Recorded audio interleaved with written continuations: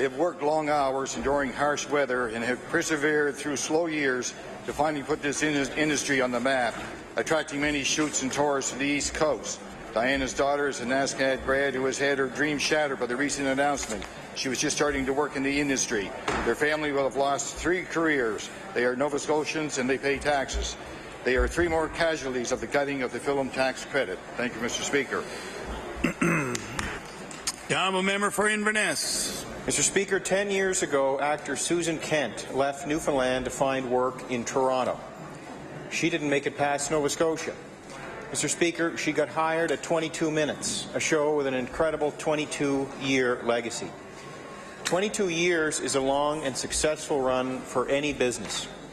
And the backbone of this show is right here in this province, the spirit of the live audience and the tone of the region's humour. The future Order, please. Time allotted for member statements has expired. We'll now move on to oral questions put by members to ministers. And a reminder that I'll strictly enforce the 45-second rule as we go forth. The Honourable Leader of the Official Opposition. Thank you, Mr. Speaker. My question is to the Premier. We learned today that the government did no meaningful analysis about the value of the film industry before moving to wipe it out. Mr. Speaker, in fact, it turns out that the last time a comprehensive review of the value of the film industry was done in 2004. This is no way to run a government, Mr. Speaker. I have a question for the Premier, and I will ask him. How can he wipe out the livelihoods of 2,700 people without even looking into the benefits that they bring to the province? The Honourable Premier. Thank you, Mr. Speaker. I want to thank the Honourable Member for the question, Mr. Speaker. We, like all Nova Scotians, value the contribution made by those in the creative economy, Mr. Speaker. We have a film tax credit that is the richest in the country, Mr. Speaker. One that, as the credit has gone up, our percentage of the overall productions in Canada has actually either stayed stable or slightly decreased, Mr. Speaker. What we presented as a proposal, Mr. Speaker, that the Minister of Finance has tabled in this House. Very encouraged by the fact that industry is now engaged with us in a conversation, Mr. Speaker, with the idea that they'll bring a proposal that works for them. We've said all along this proposal works for us. They have told us it does not work for them. We're listening to them. The Honourable Leader of the Official Opposition on his first supplementary. Mr. Speaker, Timothy Weber certainly doesn't feel valued by the government, and those words will be cold comfort for him. He is a caterer in Hubbard's, Mr. Speaker. He and his family business, his 3 employees, serve the casts of Haven, the Trailer Park Boys, Mr. D, Call Me Fitz, to name just a few. He's now worried about how he's going to pay his bills and thinks he's going to have to sell his food truck in order to get by. Mr. Speaker, how can the Premier tell Timothy Weber that he is going to wipe out his livelihood without even having analysed the benefit that his job brings to the province? The Honourable Premier. Thank you, Mr. Speaker. I appreciate the fact that the Honourable Member does not want to hear the fact that government is in conversation with Screen, Nova Scotia, and the industry, Mr. Speaker. We've laid a proposal on the table that works for us, Mr. Speaker. We've laid a proposal on the table that works for us. They have told us it doesn't work for them. We've asked them to bring us a proposal, Mr. Speaker. We'll look at it, but we have to live within the fiscal means that this province has, Mr. Speaker. The Honourable Leader of the Official Opposition. Mr. Speaker, look, the government made a mistake. I refuse to believe that they deliberately set out to wipe out the livelihoods of 2,700 people. They made a mistake, but it is not too late to fix it. We know there's a meeting with the industry tomorrow. It's not too late. We know there's a meeting with the industry tomorrow. Will the Premier assure this House that that meeting will result in real changes that save those jobs and be more than just lip service? The Honourable Premier. Thank you, Mr. Speaker. First of all, the meeting is not tomorrow, Mr. Speaker. It's Friday. The industry has requested it to be Friday, Mr. Speaker. And furthermore, I want to assure all members of this House, Mr. Speaker, that there's conversation happening. There's been conversations happening, Mr. Speaker, today, yesterday, Mr. Speaker. I'm sure they'll happen tomorrow. Continue to find something that works for the industry, Mr. Speaker, and something that allows us to live within our means, Mr. Speaker. Time after time after time, that side of the House continues to complain about the fact that we're in deficit, Mr. Speaker. We're trying to move this province back to a balanced budget in a way that is sustainable and affordable, Mr. Speaker. We have the worst performing economy in Canada, Mr. Speaker. We cannot continue to offer the most generous packages. The Honourable Leader of the New Democratic Party. Order, please. I'll ask the Sergeant-at-Arms to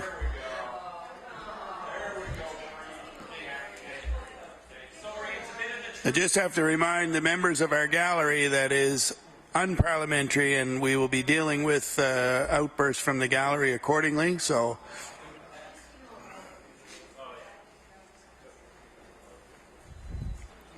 the Honourable Leader of the New Democratic Party. Thank you very much, Mr. Speaker. Mr. Speaker, the Premier likes to say he was elected to govern, and he intends to do so. And Mr. Speaker, this doesn't mean the Premier has earned the right to use his majority government to do whatever he pleases.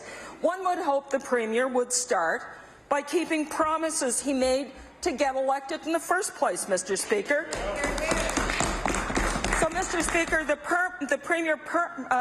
Premier personally made a promise to the film industry to extend the film tax credit for 5 years. My question is, where in the small print did it say that the credit would be cut and left less than useless, Mr. Speaker? The Honourable Premier. Speaker, I want to thank the honourable member for the question. As you know, we extended that program last year, Mr. Speaker, to 2020. Mr. Speaker, the entire tax credit is on the table. What we're talking about, the same criteria that's being used around this whole credit is still in place, Mr. Speaker. What we've changed is the delivery model. Mr. Speaker, the industry has told us that change will not work for them. We've said to the industry, bring us back something that will work for you. We'll put it, Mr. Speaker, look at it, and then we'll say, does it work for us in the financial envelope that we have? The Honourable Leader of the New Democratic Party on her first supplementary. Thank you, Mr. Speaker. Well, Mr. Speaker, once the Premier realized he wasn't going to keep his election promise, he neglected to sit down to consult with the industry. Instead, the Premier has been waging a considerable disinformation campaign against the tax credit and the industry. And the Premier has implied the industry has been getting overly generous handouts unavailable to anyone else and not doing their fair share to build our economy. And this is scandalous, Mr. Speaker. Mr. Speaker, my question to the Premier is this. Will he provide this House with all options and every shred of analysis that his Cabinet and Treasury Board had before them when they chose to gut the film tax credit? The Honourable Premier. Mr. Speaker, what's scandalous is to stand here and listen to the Leader of the Democratic Party, who after 4 years in government, Mr. Speaker, embedded into the cost of this province $700 million in wages, Mr. Speaker. If you had just simply gone to the growth of the economy, we'd have $200 million more in the treasury of this province, which means, Mr. Speaker, we'd be $100 million in surplus. Not only could we invest in the creative economy, we could invest in every classroom, Mr. Speaker, we could invest in every hospital room, Mr. Speaker, and we could invest in the private sector to grow jobs in this province. Mr. Speaker, you failed to show leadership. We will show leadership. We will work with the industry, Mr. Speaker, to ensure that there's a future in this province.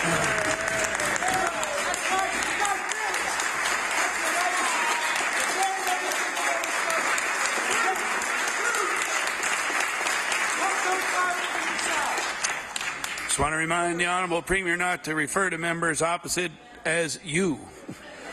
The Honourable Leader of the New Democratic Party on her final supplementary. Thank you, Mr. Speaker. Well, Mr. Speaker, Laura Broughton understood the deficit that this province was in when she wrote her report. But, Mr. Speaker, she recommended to the government that they give... Order, please. Order, please. I'll ask the Sergeant-at-Arms to remove the gallery. I'll just remind members of the gallery that that's 2 strikes. The third one will have to clear the gallery with the exception of media.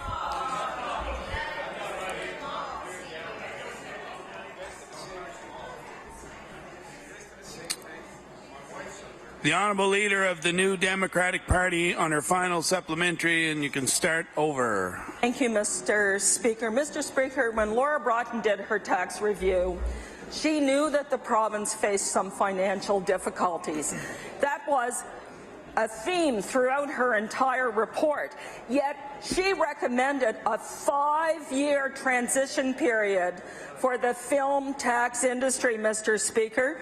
So I want to ask the Premier, why will he not commit today to hit the pause button on these cuts and order an independent review of the film tax credit before any changes are made and further damage is done to this important industry, Mr. Speaker? The Honourable Premier.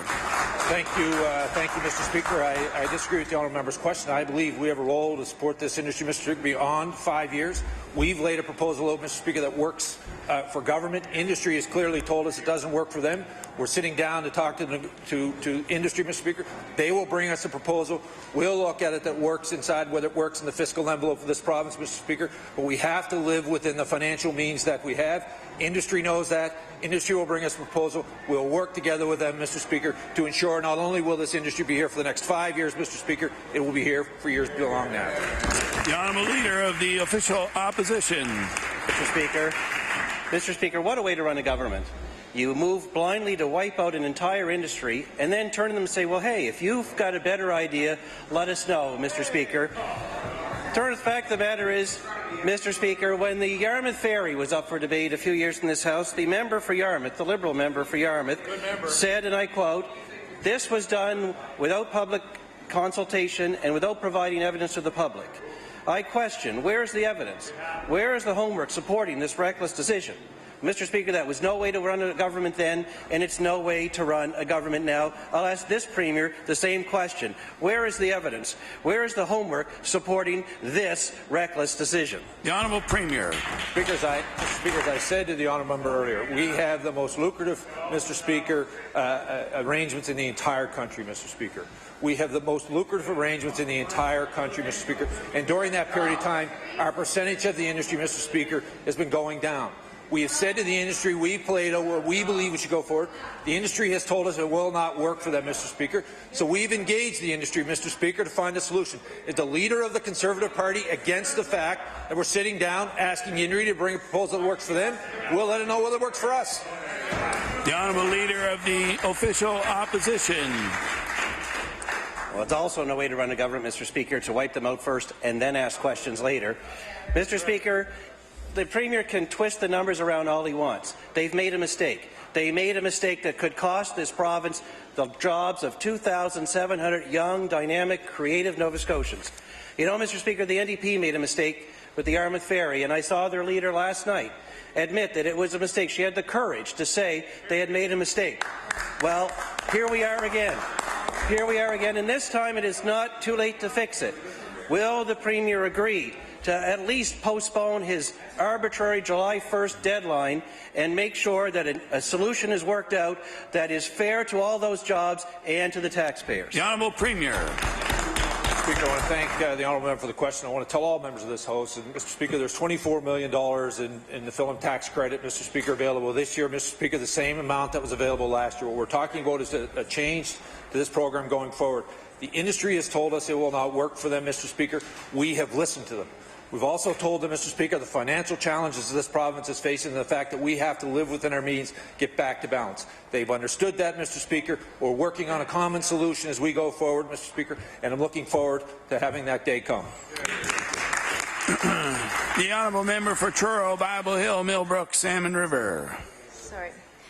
Mr. Speaker, in response to an earlier question, I heard the Premier say that we will show leadership in this case of gutting the film and television tax credit, and his entire caucus gave him a standing ovation.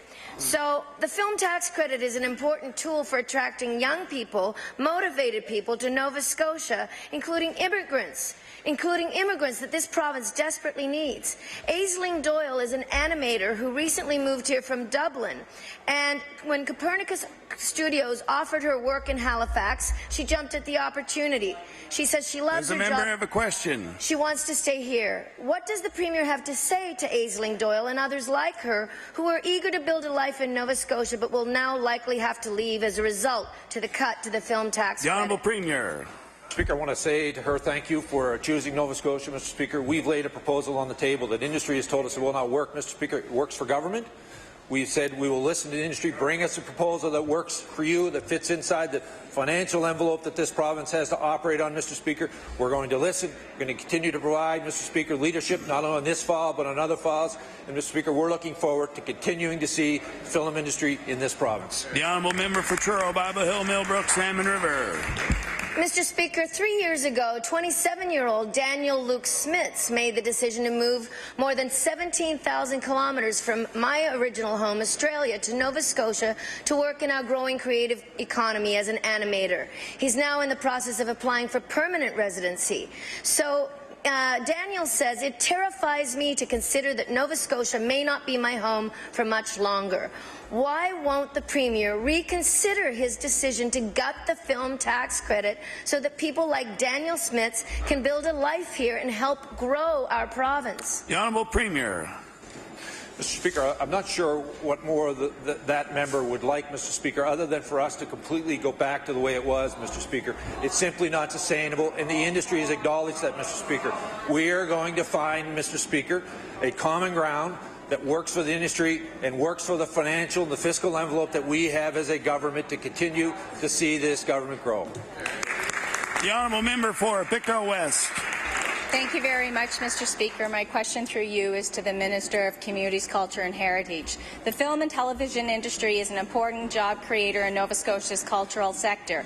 It also brings excitement and vibrancy to the province's cultural landscape, and I might add that it's very gentle on our environment. During the examination of the estimates, the Minister for Community, Culture and Heritage was asked 4 separate times if he fought to save the film tax credit and this important industry. On all 4 occasions, he refused to provide an answer. Will the minister explain today if he fought to save over 2,000 jobs associated with his department? The Honourable Minister of Community, Cultures and Heritage. Thank you, Mr. Speaker. As the Premier had mentioned, the industry is going to have communications and continued communications with the department, and we will then be able to talk to you. We will then be able to talk to you and tell you the results of that meeting. Thank you. The honourable member for Pictou West. Thank you, Mr. Speaker. I was asking if he had fought for these jobs, but like all MLAs in this chamber, I'm sure the minister has heard from our province's creative film and television professionals that gutting of the tax credit will drive people out of the province and completely kill the industry. Will the Minister of Communities, Culture and Heritage admit that the Liberal budget will destroy an industry that is crucial to the cultural future of our province? The Honourable Minister of Communities, Culture and Heritage. Thank you, Mr. Speaker. As I've said earlier, the industry is meeting with the Finance Minister. We will sit down with them to work out a common ground, and hopefully the industry will stay here. Thank you. The honourable member for Pictou West. Thank you, Mr. Speaker. My question is for the Minister of Finance. The McNeil Liberals gutted the film industry tax credit without consultation with industry. And Charles McLaren, who works with a local film equipment company, described the Liberal plan as scorched earth. So my question is, why did the minister not listen to the thousands of hardworking individuals like Charles McLaren in the film industry before she gutted the tax credit? The Honourable Minister of Finance. Thank you very much, Mr. Speaker, and I appreciate the opportunity to speak to this. As the member opposite knows, we met just this week, immediately, 3 or 4 days, working days after the budget came out. We have an appointment to meet again on Friday, and we're going to look for common ground. We have, I think, an understanding that the industry is important. It's important to us. It's important to all of the people who participate in it, and we will find some common ground. Thank you. The honourable member for Pictou East. Respecting industries before you try to destroy them might be a good way to proceed. But the minister told reporters that gutting the film tax credit works for her government. The Premier said today it works for his government. Today we can hear and see thousands of real people who slashing the tax credit doesn't work for them. And we're lucky that we have film industry that has been vocal about the negative impacts of this government. So my question again is, why did the minister write off these real jobs and write off these real Nova Scotians to make the tax credit work for her without asking them how it might impact them? The Honourable Minister of Finance. Thank you very much again, Mr. Speaker. Mr. Speaker, the industry has been very, through Screen Nova Scotia certainly, has been very respectful and very open, very much willing to discuss with us what the future of the industry will be.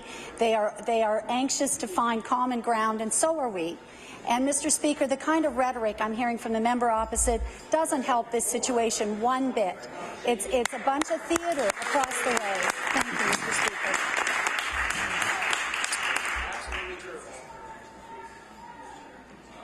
The Honourable Leader of the New Democratic Party. Thank you very much, Mr. Speaker. Mr. Speaker, look, let's be honest. We all know that every member of this House is concerned about the finances of the problem and the fiscal situations. I know the Premier is concerned about that. But, Mr. Speaker, people outside this House are not the problem to our economy's slow growth.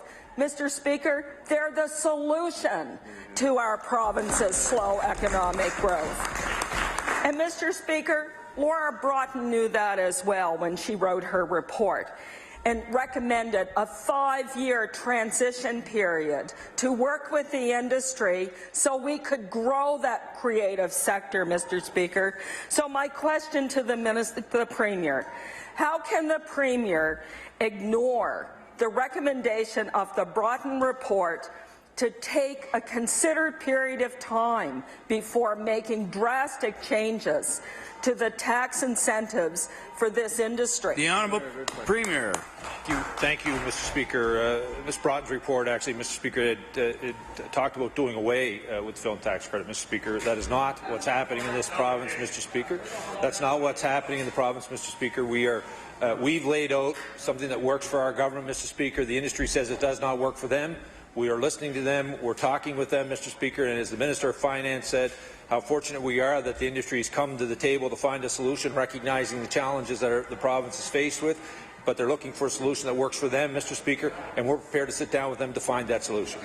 The Honourable Leader of the New Democratic Party.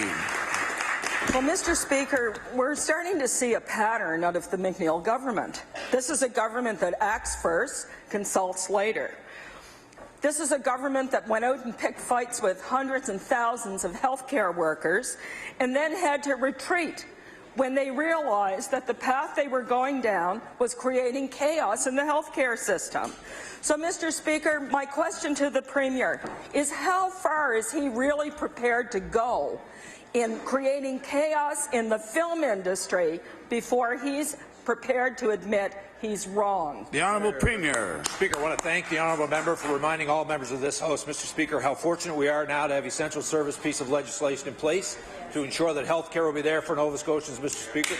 I want to remind her, Mr. Speaker, that we reduced 50 bargaining units down to 4, Mr. Speaker, to bring sense to the collective bargaining agreement. And I want to remind the honourable member, Mr. Speaker, well over a year ago, we asked her friends in the labour movement to give us a lead at the bargaining tables. They refused, Mr. Speaker. We are there now. And I want to again remind the honourable member, we value the creative economy in this province. The industry said our proposal doesn't work for them. We're going to work with them to find a solution that works for them and that allows us to live within our financial means. The Honourable House Leader for the Official Opposition.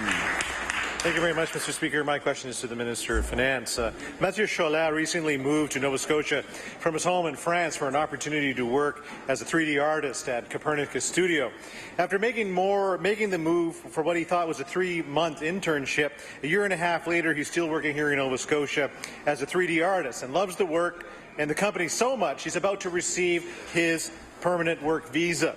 The gutting of the film tax credit by this Liberal government threatens not only families, our economy, but in this case, immigration, at a time when trying to attract young people to move to Nova Scotia. So my question to the Minister is, when the Minister made the decision to cut the film tax credit, did she consider people like Mathieu?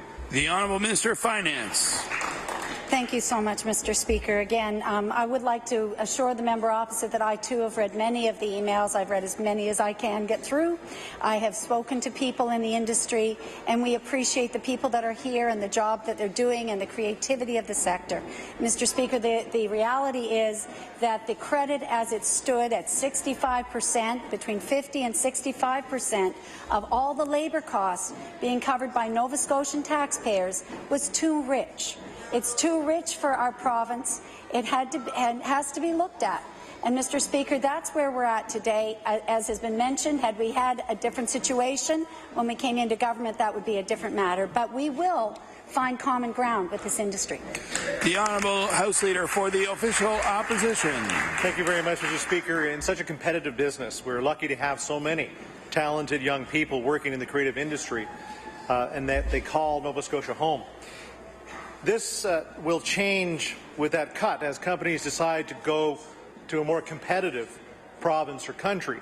The minister made a mistake with this cut, one that will have negative ripple effects across our province. So my question to the minister, how does the minister justify destroying the livelihoods of so many people like Mathieu? The Honourable Minister of Finance. Thank you very much, Mr. Speaker. And again, I think it's important that the member opposite and all Nova Scotians know that we value the creative sector in this province, and we want to see a vibrant creative sector, film, digital, animation, all of the arts. Our new Creative Economies Fund will provide funding that was never seen before for publishing, music, sound recording. So we're looking at all of the arts. The province of Nova Scotia needed to rebalance. We need to look at how we support which industries. And this is not a tax credit. It is an incentive. It is a different mechanism. We're going to sit with the industry. We're going to find the right level of support within our envelope and within the industry so we can work together. Thank you. The Honourable Member for Kings North. Mr. Speaker, my question is for the Minister of Finance also. Mr. Speaker, Ken Benanson is the owner of Country Barn Antiques in Port Williams and Borden House Antiques in Upper Kennard, Kings County. By renting his antiques, he services the film industry in the Annapolis Valley. Mr. Benanson believes the cut to the film tax credit by the Liberal government would have a devastating effect on the Annapolis Valley economy. My question for the Minister is this. Has the Minister been approached by the honourable members from Kings South and Kings West regarding the negative effect the cut to the film tax credit will have on the economy of Kings County and the Annapolis Valley? The Honourable Minister of Finance. Thank you very much, Mr. Speaker. I think really what the member wants to know opposite is whether or not we've considered the impact across the province, and we certainly have. And Mr. Speaker, we represent and have to look after the tax dollars for all Nova Scotians. I think that's well understood that we've gone from a deficit of $278 million to one that's now less than $100 million, that we're trying to bring this province to a place where we have the opportunities to invest further in education, health and the arts and all the other important things. So maybe I'll just wait for the member's next question. Thank you. Honourable Member for Kings North. Thank you, Mr. Speaker. I'd like to thank the Minister for that answer. And yes, what I am asking is what is the impact of the film tax credit on Annapolis Valley? There are many businesses that benefit from the film industry and individuals, including personal friends of mine who have rented cars to call me Fitz. My question to the Minister is this. What analysis did the Minister do to estimate the impact of cutting the film tax credit would have on the Valley economy? The Honourable Minister of Finance. Thank you very much, Mr. Speaker. And I think it's clear that there was an impact analysis done for all of the industry, for all of the spin-offs, for all of the taxes paid. But, Mr. Speaker, the important point to remember is that this is a subsidy unlike any other industry subsidy in our province. We had the richest tax credit in the country, and we have the slowest growing economy in the country. Those two facts just don't line up, Mr. Speaker, and that's something that we are going to sit down with the industry and find the common ground that's necessary for moving forward. And again, that's where we need to be. Thank you. The Honourable Member for Sackville-Cobequid. Mr. Speaker, Nova Scotia is about to graduate students from NSCC, NASCAD, the Da Vinci College, who have dreamed about having jobs in the film industry, whether it be a director, a writer, an actor, a producer, or a set designer. They have invested their time, money, and passion into their dreams of working in the film industry here in Nova Scotia. The average student in the creative sector post-secondary education programs spend over $5,200 a year to work towards the job that they've dreamed about working in their whole lives. So, Mr. Speaker, can the Minister of Labour and Advanced Education explain to these students who are about to graduate why their $5,200 a year investment could be worth nothing due to the gutting of the film tax credit? The Honourable Minister of Labour and Advanced Education. I'd like to thank the Honourable Member for the question, and I do want to let those students know that the Minister of Finance is meeting with the creative sector this week. She met on Tuesday. She'll meet again with them on Friday, and I have faith in her that we will be able to come up with a solution so that those students will be able to get jobs here when they graduate. Thank you. The Honourable Member for Sackville-Cobequid. And I hope that invitation is to the graduates, Mr. Speaker. I hope that the government will recognize the need to consult with them. It is very clear that this government has taken an anti-student, anti-youth approach to its decision-making over the last year and a half. Last year, they cancelled the graduate retention rebate, a $50 million investment in students, Mr. Speaker. This year, they've dashed the dreams of students working towards a degree in the creative sector when they gutted the film tax credit. So, Mr. Speaker, can the Minister of Labour and Advanced Education explain why the McNeil government has decided that retaining youth and students from the creative sector is not a priority for this government? The Honourable Minister of Labour and Advanced Education. I'd like to thank the Honourable Member for the question. I would like to remind him of a number of programs that are available to new graduates in this province, no matter what sector they're in. For example, my colleague, the former Minister of ERDT, in February announced Graduate to Opportunity, which helps new graduates get that all-important first job after graduation. We have the START program, which also assists not just young people, but people who need experience in the workforce, and there's also an apprenticeship part of that. We also have loan repayment assistance forgiveness program, not just the one that has existed in the past, but in fact we have enhanced that for students who for graduates with disabilities, Mr. Speaker, so that they can take 10 years to complete their degree. I have a lot of other ones, but the Speaker is telling me I have to sit down. Thank you. The Honourable Member for Sydney River, Myra Lewisburg. Thank you very much, Mr. Speaker. Mr. Speaker, my question through you will be to the Minister of Finance. Ashley McKenzie is a 30-year-old Cape Breton-based filmmaker who operates Grassfire Films. 2 years ago, Ashley was named one of the top 20 of the 20-something in Nova Scotia. Her film, When You Sleep, appeared at the Canes and at the Toronto Film Festivals, and the Atlantic Film Festival was named her the Best Atlantic Emerging Director. Her 2011 film, Rhonda's Party, won the 2011 CBC Short Film Face-Off, and she was named one of Canada's top 10 short filmmakers. Mr. Speaker, my question to the Minister is, what does the Minister have to say to an accomplished young filmmaker like Ashley McKenzie, who now finds that she has to leave and take her talents elsewhere due to the actions of the McNeil government? The Honourable Minister of Finance. Thank you very much, Mr. Speaker. And again, I'd like to assure the member opposite that I do hear from many people. I've spoken to many people in the industry, and I understand that there's a lot of uncertainty and anxiety. And it's not necessary to say their names individually, because I know that they are there, that they're feeling that pain. I think you're feeling it too.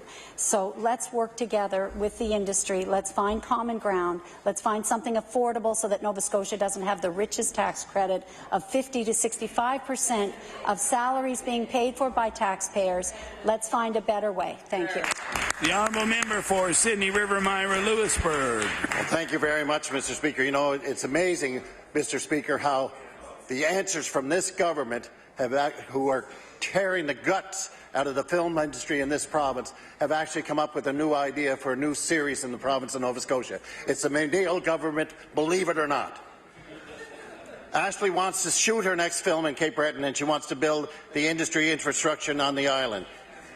The gutting of the film tax credit is forcing Ashley to reconsider her future here in Nova Scotia. As a province, Mr. Speaker, we should be attracting more people like Ashley instead of driving them away.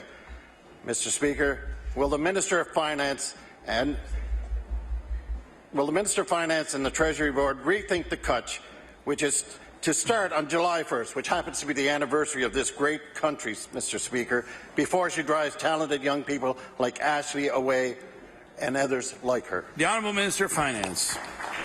Thank you very much, Mr. Speaker. I think the important part for Ashley and all Nova Scotians to know is that we care about an industry here for film. We care about digital, animation, creative industries of all sorts. We know we have a vibrant group of artists in this province. And, Mr. Speaker, the way to go forward is not to threaten, it's not to use rhetoric as the member opposite is using. It's to try and find common ground.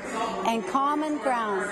And the meeting, Mr. Speaker, we will meet with the industry on Friday. Thank you. The Honourable Member for Pictou East. Thank you. Order, please. The Honourable Member for Pictou East has the floor. Thank you, Mr. Speaker. My question is for the Minister of Finance. Chara Kingston and her husband put down roots in Dartmouth.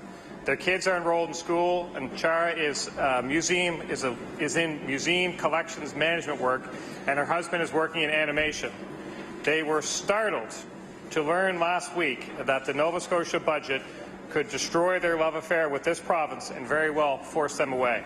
So my question for the Minister is, how does the Minister of Finance suggest that Chara and her family adapt to living in Nova Scotia without a job?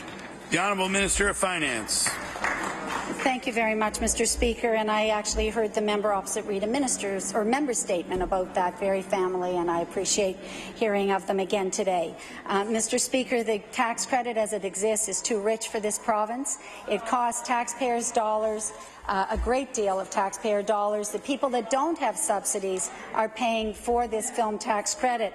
But that being said, Mr. Speaker, there's a role for government and there's a role for us to support industry in film and creative industries as well. So, Mr. Speaker, there is definitely room for common ground, and I would think everybody in the industry should wait and see how their representatives and the government can come to that common place. Thank you.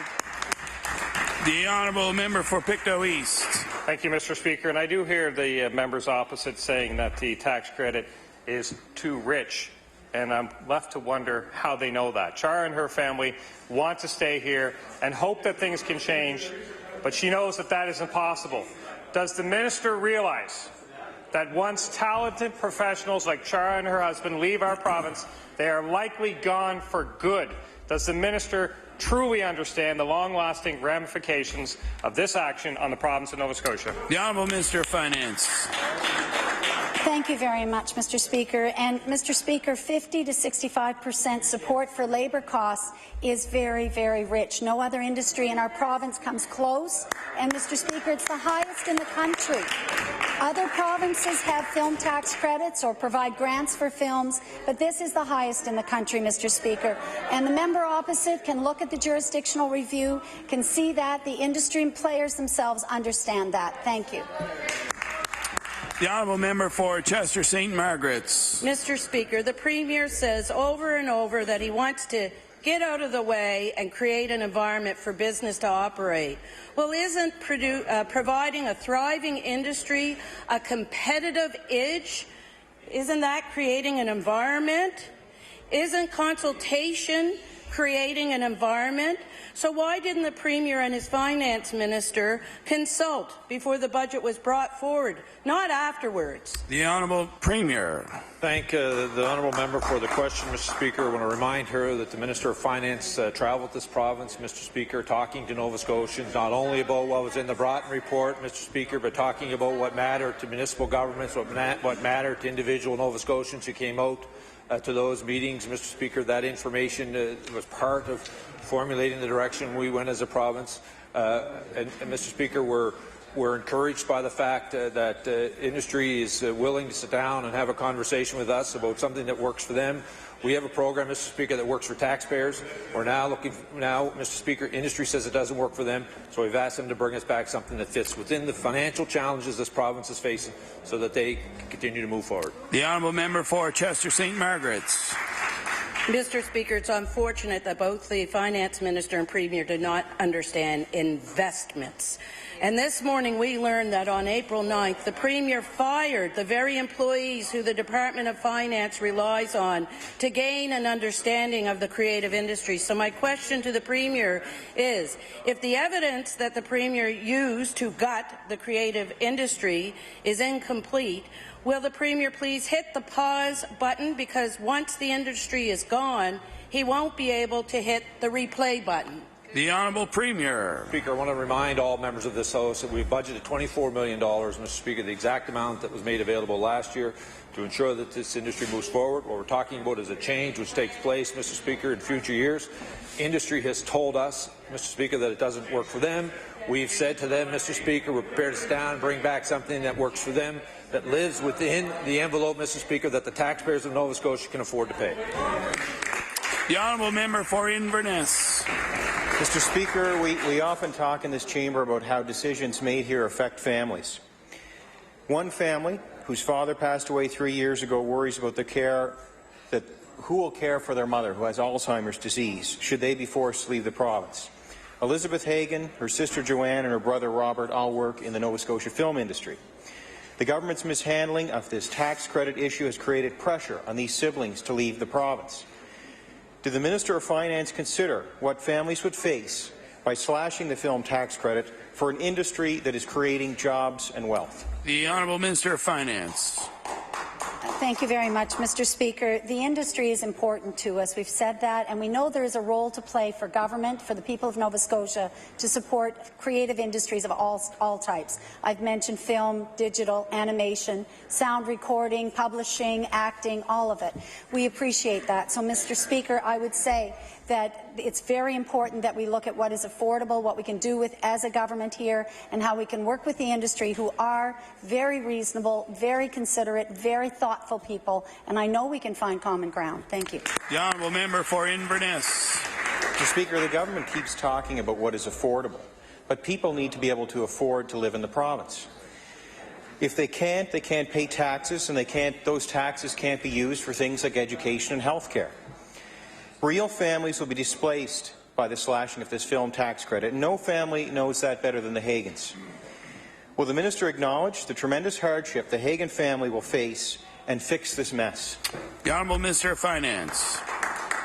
Thank you very much. And Mr. Speaker, I think in this question period we've had many opportunities to say that this government is working to find common ground with the industry through Screen Nova Scotia, that we've had a meeting immediately post-budget, another meeting is scheduled for the same week, that every effort is being made to work together and be collaborative and find a solution.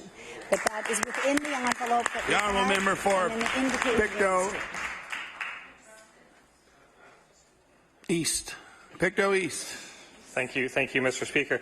I got to be honest. At this, I was hoping that by this stage we would get something from the government side that indicated they understood the cost and the value. We're hearing a lot of things from the minister.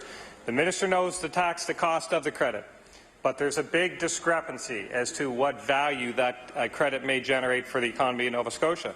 So I'll ask a simple question today: can the minister table her analysis about the economic value of the tax credit to Nova Scotia as the tax credit stood before her budget last week? The Honourable Minister of Finance.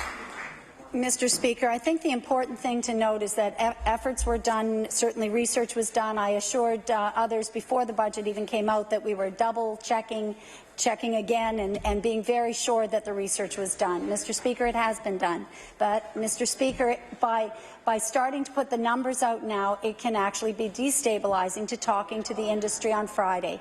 We want to find common ground. I think that all of this rhetoric does nothing to help us get to that place. I appreciate the opportunism that's being shown, but it helps if we could work together and if members and people that are affected would understand that they have good people representing them at the table. Thank you. The Honourable Member for Pictou East. Thank you, Mr. Speaker. I don't know what to say other than this certainly does not play into the open and transparent theory. But that's for another day, Mr. Speaker. I have my reservations as to whether or not there was a complete analysis of the value of this tax credit to the province. And my next question was going to be, if the analysis had been done, which I don't think, as to the value of the old credit, was there any consideration given to what will be the impact on the industry and the value to the province of these changes? I don't think that analysis was done. I don't think anyone looked at what happened to the industry. But if there was, I ask the Minister to please table that analysis for the benefit of the House. The Honourable Minister of Finance. Thank you very much, Mr. Speaker. And as I've said earlier, the meeting will take place on Friday. At that time, we'll be talking to the industry representatives, and we will be looking for that common ground where we have something that's affordable for the people of Nova Scotia, that fits better within the framework of Canada, and that we can know is affordable and stable. I think what some people are missing is the stability is necessary for the industry.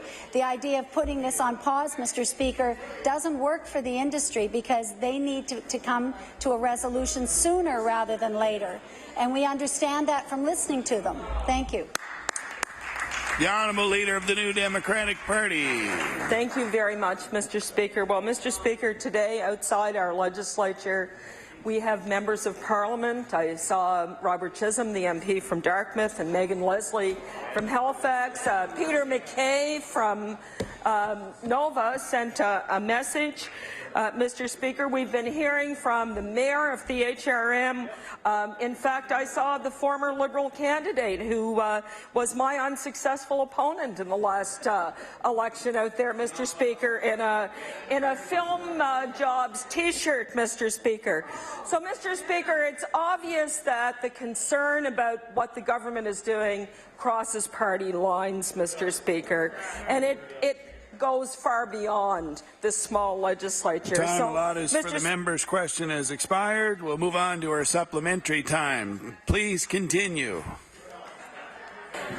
Thank you very much, Mr. Speaker. So, Mr. Speaker, my question to the Premier is, what is it going to take for this Premier to admit that he's made a wrong decision and that he's prepared to meet with the industry and develop a meaningful plan, Mr. Speaker, a meaningful plan? The Honourable Premier. Mr. Speaker, I want to thank the honourable member for the question. I want to tell her again, Mr. Speaker, that we met with the industry shortly after the budget was tabled. There's been continuing conversations ongoing with members of the industry. We are now, Mr. Speaker, there's another meeting set for coming on Friday. I'm glad to see, Mr. Speaker, that members of the Parliament are here. I'm glad to see that the Mayor is here. Maybe potentially next time they'll come with money. The Honourable Member for Northside Westmount.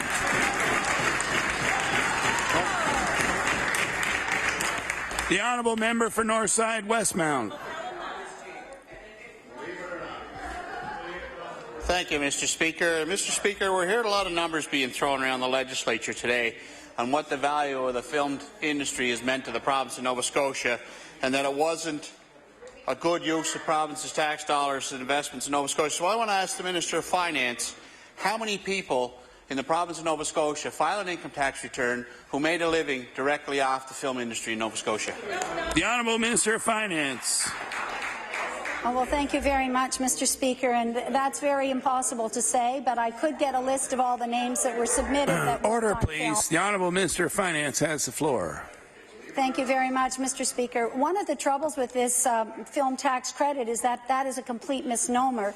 It is treated like it has something to do with tax, but it doesn't. But on the accountability side, to go back to an earlier question, we're not able to be open and accountable about what monies are spent this way because it's all tax related, and therefore it's all protected information. That's absolutely true. Members opposite. It's not like the other ones that get grants through economic development or the Department of Business or others. There is a confidentiality aspect to all tax information, and all Canadians have that right. The Honourable Member for Northside Westmount. Thank you, Mr. Speaker. And I'm not asking to breach a confidentiality issue, Mr. Speaker. I'm asking what are the numbers of people who filed a tax return that related to the film industry in Nova Scotia, and what was the value of that taxes? The Honourable Minister of Finance. Well, thank you. Mr. Speaker, there's been a number of numbers thrown around, but I think the number of about 2,000 people working in the film industry would be about right. That's what I've heard. The honourable member for Kings North. Thank you, Mr. Speaker. Mr. Speaker, my question is for the Minister of Business. Mr. Speaker, given the mandate of Nova Scotia Business Inc. in the creative industries and to promote the creative industries, and given their mandate for attracting foreign direct investment, my question for the Minister of Business is this. Was Nova Scotia Business Inc. consulted in this decision to cut the film tax credit? The Honourable Minister of Business. Thank you, Mr. Speaker. I thank the member opposite for the question. The very same question was asked of me yesterday in budget estimates by the member, and no, Nova Scotia Business Inc. was not consulted in the cut of the film industry tax credit as the member has asked. The honourable member for Kings North. My question, I thank the Minister for that answer. My question for the Minister is this. Are there plans to involve Nova Scotia Business Inc. in this film tax credit cut and bring some analysis and some of their expertise to this issue? The honourable Minister of Business. Thank you, Mr. Speaker. As I responded yesterday to the opposite member, the film industry tax credit has not been cut. The non-refundable tax component remains at 25%, and the 75% remaining is available based on taxes paid in Nova Scotia.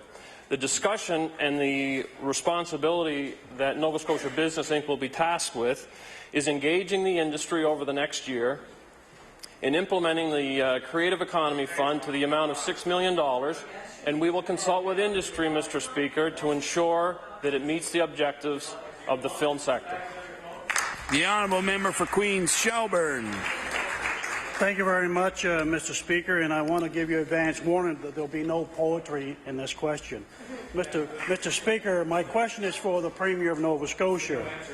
Mr. Speaker, Mike Allison has been a writer on This Hour Has 22 Minutes frequently in the past 15 years. He settled down here, he bought a house, and him and his wife have started a family. Because of the Meals government, the changes to the Nova Scotia Film Tax Credit, he will likely have to move out west. Again, my question to the Premier is, after so much work has been done to build up the creative economy and to attract people to this province, why is the Premier telling Mike Ellison to go west, young man, go west? Order, please. Time allotted for oral questions put by members to ministers has expired. The Honourable House Leader for the New Democratic Party. Point of order. Oh, point of order. Mr. Speaker, Pardon me, the honourable member for Queens Shelburne. Mr. Speaker, I stand on a point of order today during during oral questions to the members. There was 2 interruptions during question periods. I want to bring this to your attention because there is a valuable time that has been lost, and for someone that takes the questions very seriously, and I tell you that there has been certainly a very low question amount that has been taking place during question periods. I asked for you to review this, and I think there should have been some time, additional time allotted because of the disruptions. I just want to bring that for your attention. I hope you'll review it. I will certainly look at that and come back to the House tomorrow morning with a ruling.